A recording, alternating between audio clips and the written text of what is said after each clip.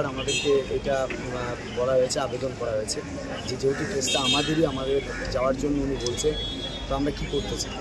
তো এতক্ষণ পর্যন্ত আমরা আলোচনায় এই সিদ্ধান্ত এসেছি যে আমরা অবস্থানটা তুলব না এখান থেকে। অবস্থান যেমন আমাদের চলছে সেই অবস্থানটা চলবে, কিন্তু আমরা শর্ত সাপেক্ষে চেয়ারম্যান স্যারকে ছাড়ছি যে ওখানে কি আজকে হাইকোর্টে যেহেতু উনি আছে, হাইকোর্টে ওনাকে ছাড়াটা উচিত, যেহেতু আমাদেরই কেস, যেহেতু আমরা কোর্টের গেরোতে আটকে আছি। আমরা এমন কিছু কাজ করতে চাইছি না যেখানে আমরা কোর্টে আবার আটকে যাই, তাই আমরা আপাতত ওনাকে ছাড়ছি। এক, দ্বিতীয়ত হচ্ছে আমরা এখনও ডিআই অফিসে যে লিস্ট গিয়েছে, অর্থাৎ যোগ্যদের যে 4 তালিকা গিয়েছে, সেই তালিকা আমরা এখনও পাইনি, শুধু নোটিফিকেশানটা পেয়েছি।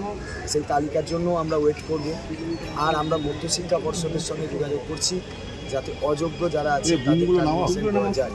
আপাতত আমরা, যেহেতু ওনার কোর্টে কেস আছে, উনি বারবার আবেদন করছেন, আমরা এমন কোনো কাজ করতে চাইছি না যেখানে আমাদের পক্ষ থেকে কোনো অসহযোগিতা থাকে এবং সেটা পরবর্তীকালে ইস্যু করা যায়।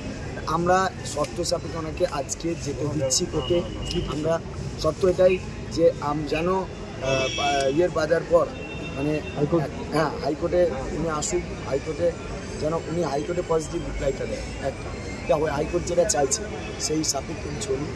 এক, কোর্টের গাইডলাইন্স মেনে।